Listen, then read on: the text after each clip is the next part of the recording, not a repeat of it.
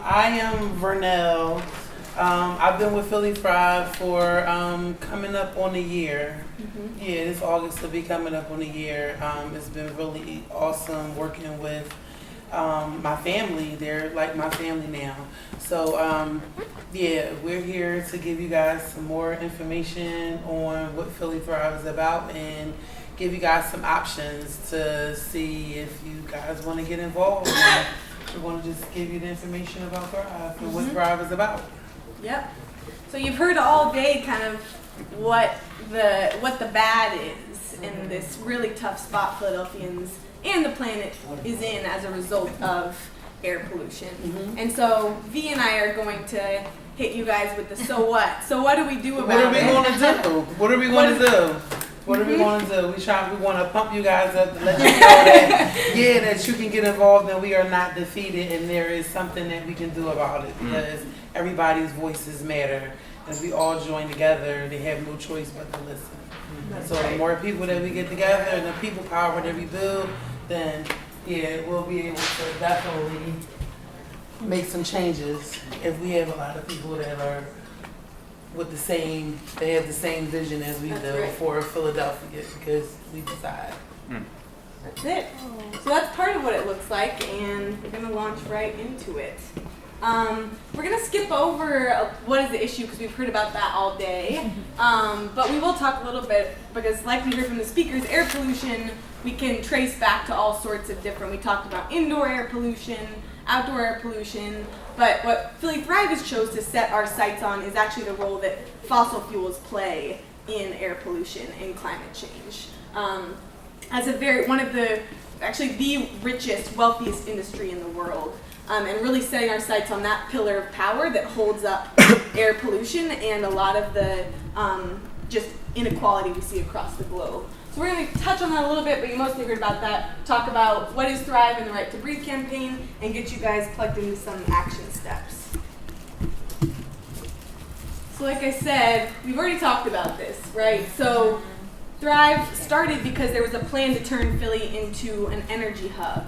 So corporations and politicians were starting to talk about bringing more oil and gas into the city, and Philly Thrive, before we were Philly Thrive, got together, a group of mostly young adults being like, what can we do about this? Started knocking on doors around the oil refinery at 20th and Passyunk to say, well, we've already got something of an energy hub in the city.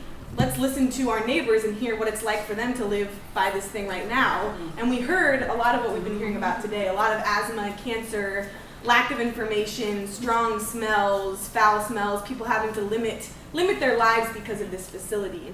Also, the dangers of walking underneath of those oil trains that could derail at any moment. I live in Wilson Park, so to walk my son or my daughter to school or even just to go to the market, I have to constantly walk under the 25th Street Bridge with the oil train goes. So it's risky, and I'm not sure if you've been past there, but the piping, the structure of it is really deplorable. So they're trying to fix it, but they haven't fixed it, and all they did was kind of like put a net underneath of it, and like some wire.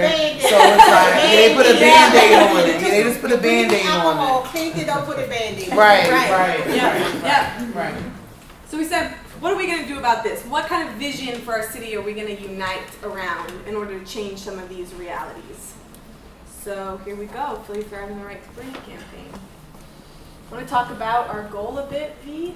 And our next slide is, I think, what our platform is. Okay, Philly Thrive goal is to unite Philadelphians around the right to breathe and win political support against toxic energy hub projects. Basically, like I said earlier, the people who make the laws and they can change the laws and do different things in Philly, they're not really directly affected the way I am, the way my children are. So us together and the people that are in the area where they're most affected, we should be the ones deciding on what's going to happen in the future, and they should be listening to us because we're the ones that's directly affected. Why should you make the decisions on Philly and where I live at and you're not even affected by it? So another pillar that we have in Philly Thrive is health and safety over profit. We shouldn't experience illnesses while oil and gas companies profit from pollution. No fossil fuel expansion. It's always been wrong to pollute communities and the climate, and we won't take it anymore. I mean, I don't feel like I should. That's why I'm getting involved and getting my voice out there, because it's not fair. Green economy for instead of the energy hub, we need a just transition to clean energy and living wage green jobs that provide for everyday Philadelphia. Awesome. Yeah, so that's our vision. That's what we think the right to breathe means, those three things. So it's not only that we don't want what we've had in the past, we don't want to be poisoned, but we're also really working on this last piece about what does it look like to have our economy set up, the relationships of our labor and our institutions within our communities to be set up to take care of people and the home that we're living in. So, we see a problem. We see that they should not do it. So we got together and we did a protest at the headquarters, and we did a sticky note protest, and we won. That's how we know that we get people together, and if people come together and they say, no, you can't do this, they have no choice but to listen to us. And I had, you see me and my little baby up there, and we won that. We won that campaign, you know? So we won that campaign. We're able to win a lot more if we just stick together and let our voices be heard. Mm-hmm. Yep. So around 2/3 of Philly kids have asthma. So 2/3 of families in Philly know someone with asthma. Imagine if we mobilize 2/3 of Philadelphians who are impacted by this issue. Mm-hmm. That is enough power. I think it takes about, social movement theorists have studied that it takes about, I think, 6% of a population to actually make just about anything happen that you want, and that's far more than 6%. So the conditions are there, it's just time to organize, like Bee's talking about. Yeah. So how do we go about winning things like the Southport victory and stopping fossil fuel expansion, stopping refinery expansion? So one unique feature of Philly Thrive is how we organize. So in our organization, we have little teams. We work in little teams that we call action circles. And through these circles, you're able to bring whatever skills, resources, interests that you have towards this goal of winning our right to breathe. And so these are really the building blocks of our campaign. So typical organizations are set up fairly hierarchical. There's somebody kind of at the top giving the marching orders to people, and people have to wait to be told what to be done. And there's a lot of untapped power that people have. People know how to organize their communities. Everyone in this room has all sorts of gifts and talents, people that you know. And so what Thrive is attempting to do is figure out how to create an ecosystem within our organization that actually lets all the Philadelphians who are impacted by this issue step in and be powerful and help us move this work forward. So we don't want to get in people's way from offering what that they have to this campaign. So we have folks who make different art pieces for us. The infographics, I brought them, I don't think they are out yet. So they make different pieces of art for the campaign. People who work on our Facebook and Twitter. Zuleika, who's walking up front, just worked on with the Comm Circle a newsletter to feature our work. So we have all kinds of ways to plug in, and you can also form your own circle. So we're excited about healthcare workers getting more and more organized in this fight and willing to form a circle of their own to be offering this different information towards the goal of our right to breathe. So this is one of our movement assemblies. All the different circles do get together once a month. And relationships are really a key part of our work. Like you was saying, we're family. Like we don't organize in a transactional way because the systems that have put us in this place, the different oppressions, live within us too. And so we're working to reclaim ourselves, our health, and our well-being personally and with each other as we're working to change these broader systems. 1 second. Yeah. Also, could you go back? Yeah, totally. So there's also supporters, people who are not really, they may have a busy schedule, physicians, full-time mom, we may have people that are just really busy and they can't make the monthly meetings or can't get in the circle and can't get into, weekly meetings or two meetings or a week or whatever. So, you know, we have supporters who they're like not ready to be considered a leader in the action circles, but you know, they might come to an assembly. You'll hear more about that in one of my papers and stuff. And yeah, or they might come to an event, or they might donate, or may not share the campaign ideas with other people. So necessarily, if you were interested, you don't have to get into an action circle. You can just be a supporter of Thrive. Thank you. Thanks so much for that. Yeah, so we just have a couple more slides, and then we want to get into an action step. So we in Thrive we have like 10 or so, 12 principles. So these are kind of our shared beliefs that we organize by. So it's one thing to know that different communities are impacted disproportionately by pollution and by climate change, but to actually think about how we use that idea within our organizing. How do we actually, which in Thrive looks like really lifting up and developing and supporting the leadership of people who are most impacted by this issue. So this is one of the principles that we're constantly asking ourselves, what does it mean to organize in a way that recognizes this reality? Some pictures of a barbecue we had last summer at Smith Playground, paying the right to breathe banner.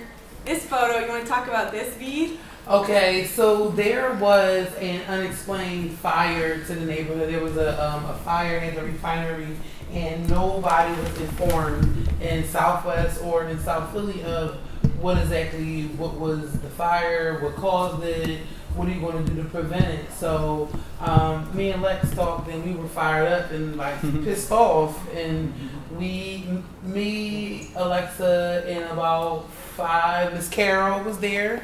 Where is she? Where'd she go? Okay. Miss Carol. Yes.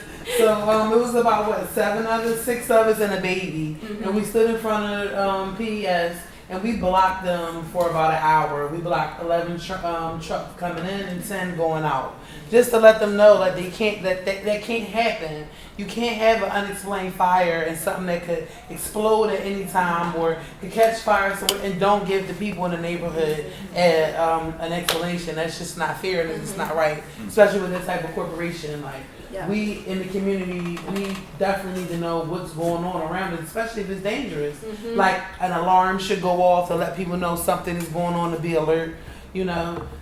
So yeah, so in Thrive we use a lot of tools in our toolbox to bring about change on this issue. So Ms. Carroll asked a question earlier, so what if, you know, we're waiting for these monitors to start testing these different chemicals, and so we are going to wait for those, and we're going to push for those things, and in the meantime we're going to shut things down if we're not giving information.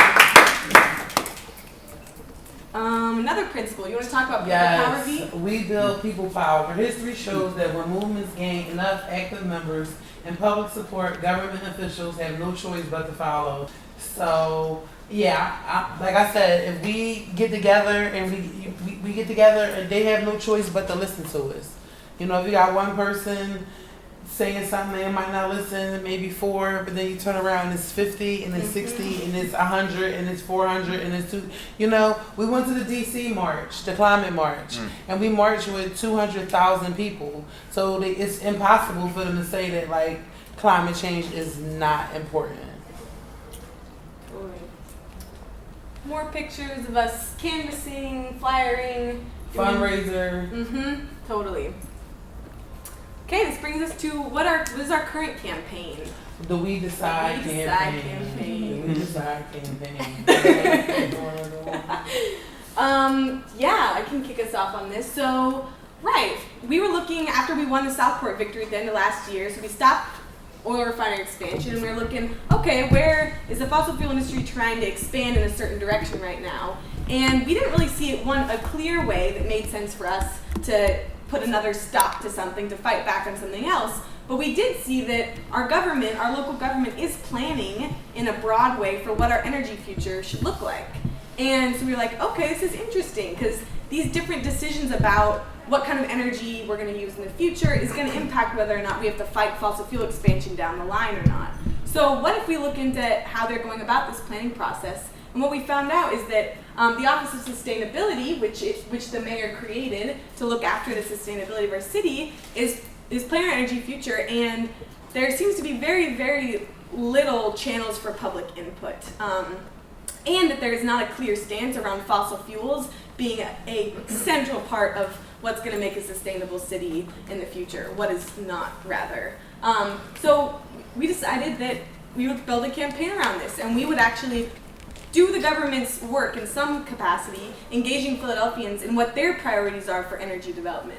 So our two demands in this campaign are that we demand the city's energy plan centers an equitable transition away from fossil fuels. So that's non-negotiable. There's not a conversation about fossil fuels continuing to be used if we're going to live on this planet. And there seems to be a very curious skirting of that fact in these different governmental agencies. And we want to be really clear about the fact that Philadelphians know right now who live around the refinery that fossil fuels are not workable now or in the future. And so that's a key part of our demand. Second demand is that Philadelphians who live around the refinery are considered central stakeholders in the planning. So people who've experienced the brunt of our energy system should be the ones really at the table having their voices heard about priorities for the future of energy. Okay, so we started a survey that we are presenting to Philadelphians. So in a bag where it's priorities for energy development. If you could just check off on there as far as like very important, neutral, somewhat important, super important. The rest is optional. We hope that you would fill out the whole survey and at the bottom your information and give it to us. We are going to take this data along with the other data of the canvassing and door knocking to the people that we meet, and we're going to take this and we're going to give this to the city of Philadelphia officials to let them know this is what the people see and this is what the people want. So instead of them just saying, oh, here, we're going to do this, we're going to do that. We're going to do this, we're going to do that. No, how about listen to what Philadelphians are saying? Yes.